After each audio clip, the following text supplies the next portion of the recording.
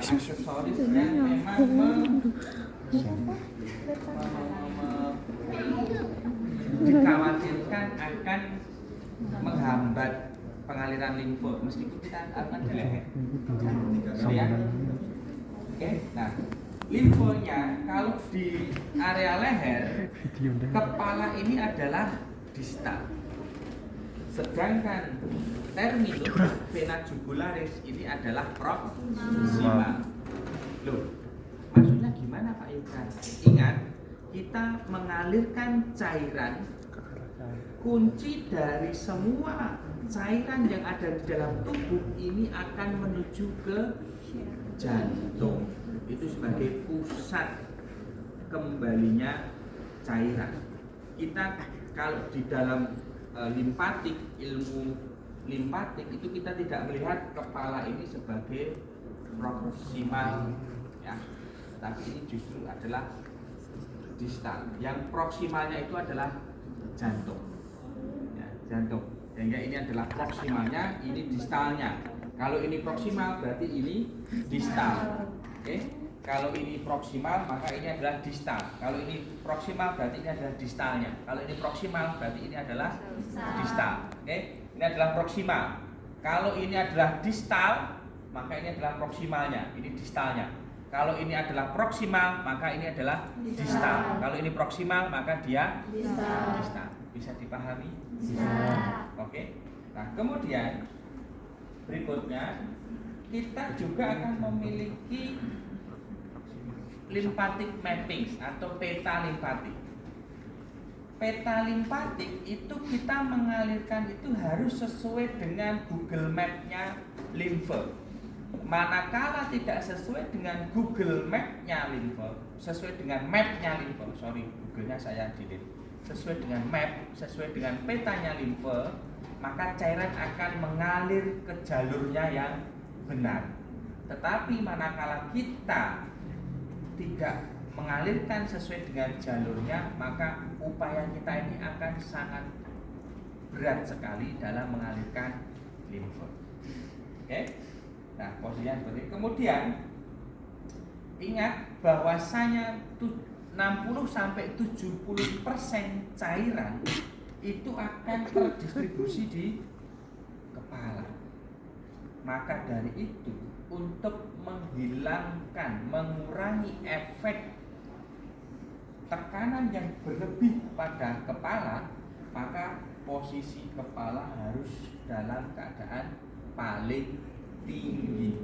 Ingat ya, khawatirnya apa? Kalau kita mengalirkan ke sini, kepalanya posisinya sejajar dengan badan, yang terjadi adalah justru cairan itu akan terdorong ke arah kepala.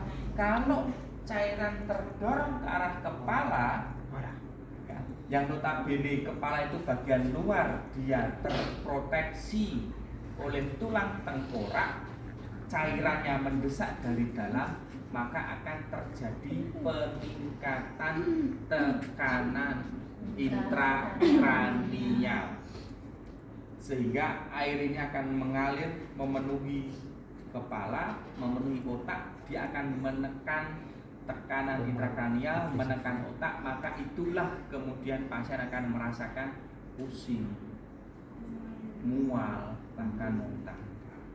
Ya, sehingga kalau ini salah, ini keliru. Kalau pada pasien nanti menemukan pasien kondisi cedera kepala atau menemui pasien stroke yang hemorrhagic, perdarahan, berarti kan ada cairan yang pecah, pembuluh darah yang pecah, cairannya itu memenuhi otak, maka pengurangan tekanannya itu adalah dengan lymphatic drainage, kita fisioterapi. Ya. Tapi kalau keliru, justru kita akan memperparah stroke hemorrhagicnya itu. Paham ya? Ya, ini yang harus diwaspadai di vaskuler. Oke, maka ya posisinya harus relax, semuanya harus intinya kepalanya harus lebih tinggi. Kemudian jangan ada yang istilahnya sambil ini kemudian tangannya ini tidak boleh ya, semuanya harus posisi anatomis relax. Ya, posisi anatomis relax. Oke, nah tindakan MLD selalu diawali dengan effluence dan diakhiri dengan effluence. Ini dikarenakan mungkin penemunya orang kafir. Coba kalau penemunya Pak Yoga, mungkin saya mulai dengan berdoa dan ya, mungkin seperti itu. Oke, kita mulai ya. Baik. Nah, pertama kita lakukan effluence. Sebelum effluence, maka kedua tangan ini kita letakkan di depan dada. Nah, posisi tangan ini ada seperti kayak ada di depan dada, di depan sternum. Nah, kita letakkan, tidak perlu ditekan seperti enggak, kita letakkan rileks saja. Ingat bahwasanya limfe membuka itu dipengaruhi oleh saraf parasimpatis. Kita tahunya kerja saraf simpatis manakala dia yang bisa kita deteksi adalah betul sekali heart rate-nya menurun, kecepatan denyutan juga melambat. Ya, sehingga kita tahu nanti apakah MLD kita benar atau tidak. Salah satunya kita deteksi melalui ini. Nah, dari sini kita akan deteksi seberapa kuat kontraksi jantungnya pasien, seberapa cepat denyutannya. Oke. Kita sudah tahu, kita rekam seperti ini. Ya. Kemudian kita lakukan effluence berupa gosokan ringan ke arah kedua bahu. Kemudian kita lakukan mobilisasi shoulder ya, dengan memberikan tekanan ke arah posterior, lalu ditarik ke arah kaudal. Ya, jadi dijailkan seperti ini, ulangi 2 kali saja cukup. Ya, tarik ke kaudal. Kemudian setelah itu kita lakukan effluence pada leher bagian depan dengan menggunakan jari ya, dari garis midline, garis tengah tubuh ke arah lateral ya, dari garis tengah tubuh ke arah lateral. Oke. Nah, kenapa seperti itu? Karena tepat pada garis midline itu tidak ada pembuluh limfe. Pembuluh limfe itu dia menyebar dari midline itu ke arah lateral seperti ini ya, ke arah lateral ya, jadi dari ujung ini kalau kita mengalirkan limfe di sisi sini, maka kita harus mengalirkannya ke arah sisi kanan. Kalau dari sini ke kanan. Nah, kalau kita mengalirkan dari sini melompati garis midline ya, itu upaya kita cukup berat ya. Oke, jadi garis midline itu akan membentuk tepat di tengah seperti ini. Sini ya. Tengah seperti ini. Sini terus. Nah, sampai ada perpanjangan garis tengah itu nanti. Kalau pada laki-laki. Ya, gitu ya. Ketawa. Paham berarti. Ya enggak ketawa enggak paham. Ini juga ketawa. Berarti paham. Ya. Kemudian ya, setelah ini kita lakukan stationary circle pada terminus. Stationary circle pada terminus kita menggunakan hook. Hook itu kedua jari tangan kita ini lurus ya. Jangan terus karena jari tengah ini lebih panjang kita panjangin enggak. Kita harus posisikan kedua ujung jari kita itu ya hook. Ya, kalau dulu saudara hobi nonton Peter Pan. Peter Pan itu film kartun kesayangan Pak Yoga dulu waktu masih segini. Ya, hook. Lah, terminus itu dia terletak ada di ini sendi incisura radiculis. Kemudian ini ada ini apa namanya? Manubrium sterni. Manubrium sterni. Nah, kemudian kalau noleh ya, ini ada tempat perlekatannya atau sternocleidomastoideus, maka terminus atau vena jugularis itu dia terletak ada di sebelah lateralnya SCM, sternocleidomastoideus. Ya, posisinya seperti ini. Nah, kita letakkan masuk ke dalam ya, kemudian kita melakukan gerakan stationary circle, rotasi ya, gerakan rotasi pada saat ke arah dalam, berikan tekanan, kembalinya rileks ya. Tekan, rileks. Tekan, rileks. Tekan, rileks. Tekan, rileks. Tekan, rileks. Jadi gerakannya seperti ini gerakannya. Tekan, rileks. Tekan, rileks. Tekan, rileks. Tekan, rileks. Tekan, rileks. Ya, gerakannya seperti itu. Oke, saya ulangi lagi. Tekan, rileks. Tekan, rileks. Tekan, rileks ya. Ini diulangi 5 sampai 7 kali. Kalau Pak Yuka suka 7 ya, lebih banyak. Oke, kemudian berikutnya adalah kita lakukan stationary circle strokes pada leher bagian lateral. Nah, ini adalah kuncinya. Kenapa kunci? Kemarin di Zoom Pak Yuka sampaikan bahwasanya saraf parasimpatis yang mengatur limfe di seluruh tubuh itu ada pada tugasnya saraf vagus. Saraf vagus salah satu saraf kranialis yang dia mana keluar dari basis kranii, kemudian dia akan berjalan di apa ini namanya, spinalis, ikut di bagian foramen yang tempat keluarnya saraf-saraf tepi. Intervertebralis, foramen intervertebralis, dia keluarnya mulai dari C3 ya, keluarnya ada di sana ya. Nah, maka kita akan melakukan stimulasi yang dikenal dengan vagal stimulation atau stimulasi vagus ya, namanya adalah vagal stimulation. Gerakannya sama dengan apa namanya di MLD ini, mengusap-usap pada leher bagian lateral ya. Nanti kalau saudara nggak bisa tidur, insomnia dan sebagainya, usap-usap saja bagian leher bagian lateral itu akan, saudara akan tidurnya nyenyak sekali ya. Ya, kita lakukan. Nah, kita mulai ya dari bawah telinga ini. Gerakannya adalah gerakan melingkar. Pada saat ke arah proksimal berikan tekanan, kembalinya rileks. Jadi tekan, rileks. Tekan, rileks. Tekan, rileks. Tekan, rileks.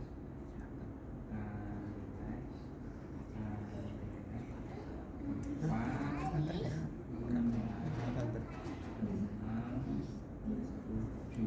Kemudian karena lehernya lebih panjang ya dibandingkan telapak tangannya Pak Yuka, maka kita lakukan jilid 2.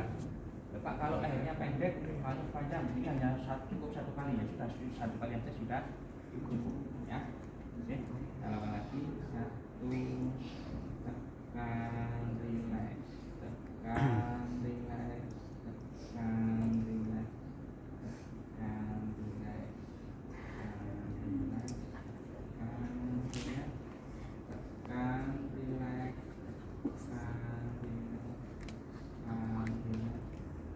rileks, ya. Terus setelah itu leher bagian lateral, kemudian kita lanjutkan pada leher bagian posterior. Nah, untuk yang leher pada bagian posterior ya, kita butuh celah untuk menstimulasi limfe pada leher bagian posterior. Nanti gerakannya seperti inilah. Jadi tekan, kembalinya rileks ya, tekan, rileks ya, tekan, rileks.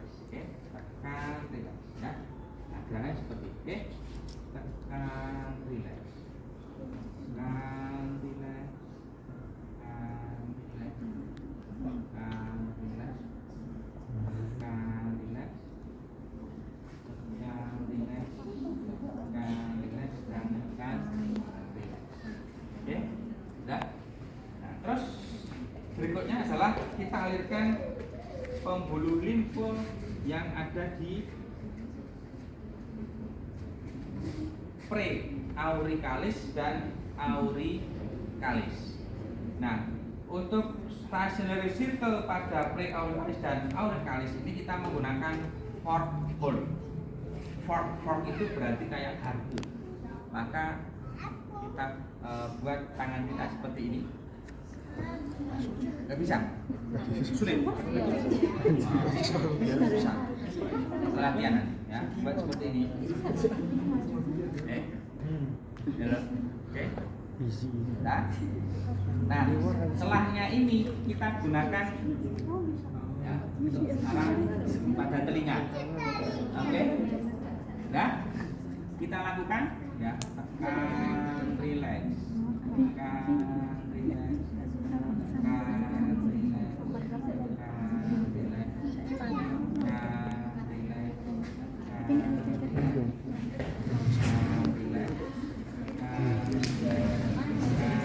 relax, ini. Kemudian geser ke arah proximal, ya, tekan, relax, tekan, relax, Sumpah.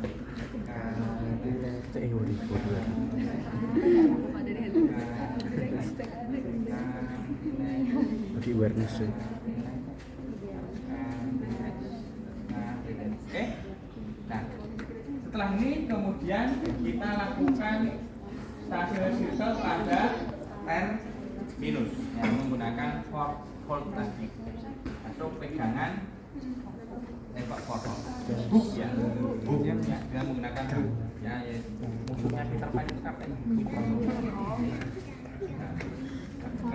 relax, tekan, relax, tekan, relax, tekan, relax, tekan, relax, 5, 6, 7. Oke, sudah.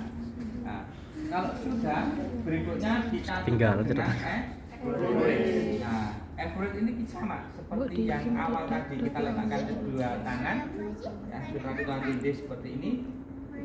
Kita ambil, kita mendeteksi apakah sudah terjadi penurunan kekuatan kontraksi jantung, sudah agak melemah dan kecepatan denyutnya sudah melemah. Kalau itu sudah terjadi berarti MLD pada area leher berhasil gitu ya. Selama sesi MLD pasien tidak boleh tertidur. Kenapa tidak boleh tertidur? Karena begitu tertidur parasimpatis itu efeknya akan hilang. Kendali bukan lagi di parasimpatis. Ini ya. Oke. Tekan, kita gores ke arah ke ya, kemudian shouldernya kita akan mobilisasi.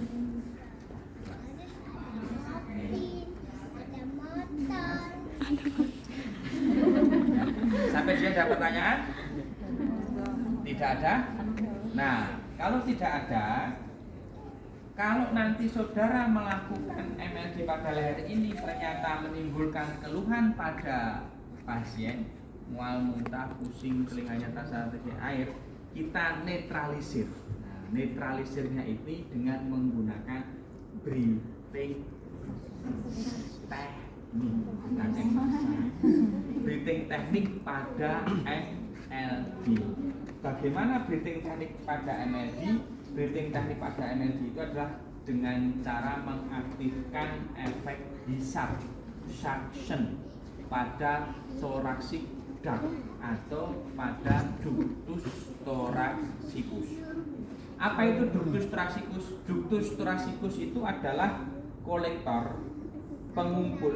Jadi dia pembuluh limfo yang paling besar di dalam tubuh kita. Nah, ductus thoracicus itu dia kira-kira mungkin ukurannya sebesar jari kelingking Pak Yuga ini. Dia panjangnya sekitar 12-an senti, ya 12 sampai 17 senti kalau tidak salah mengingat angkanya.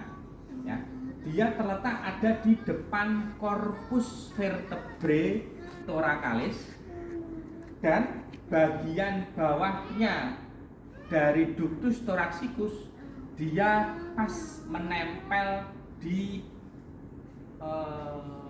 diafragma. Dia menempel ada di diafragma.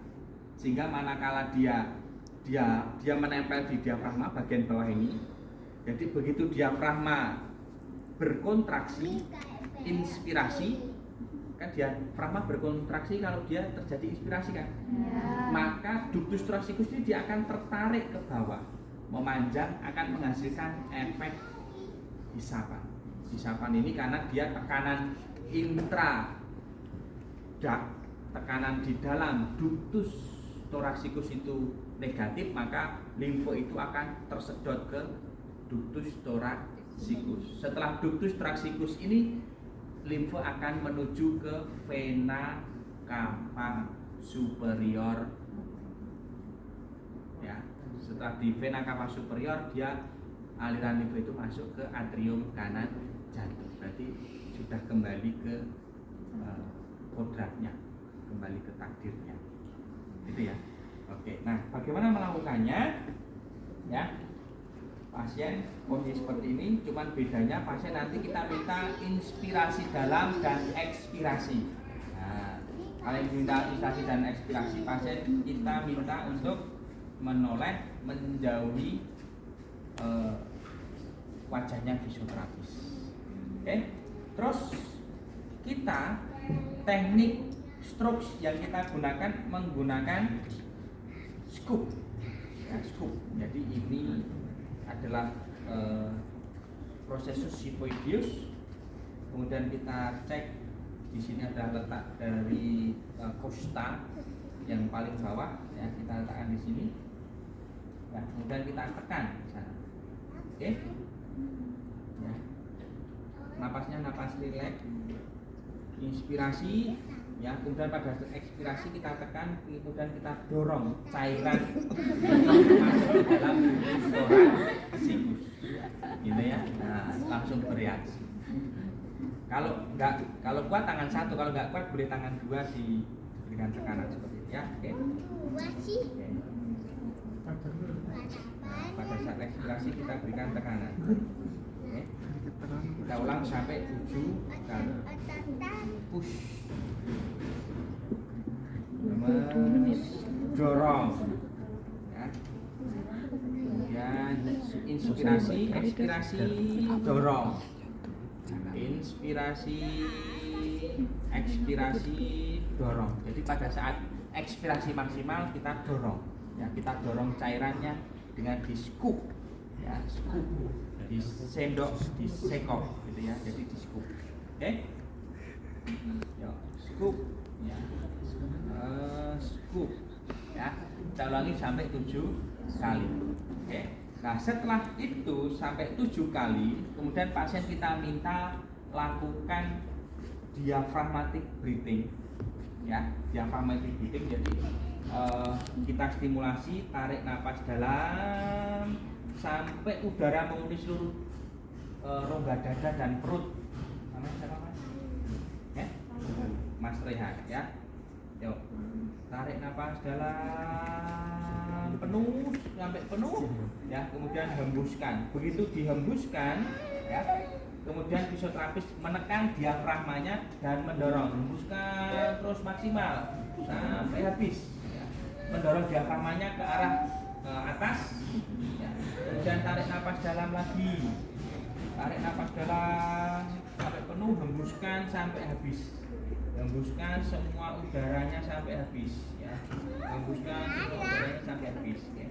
Tarik napas dalam, ya, sampai penuh. Kemudian hembuskan udara yang ada di dalam paru-paru sampai habis. Keluarkan semuanya udara yang ada di dalam diafragma, sampai habis. Ya. Ini juga diulangi sampai 7 kali. Itu adalah breathing tekniknya pada MND. Sampai di sini ada pertanyaan? Tidak ada? Oke, kalau tidak ada silahkan saudara praktek.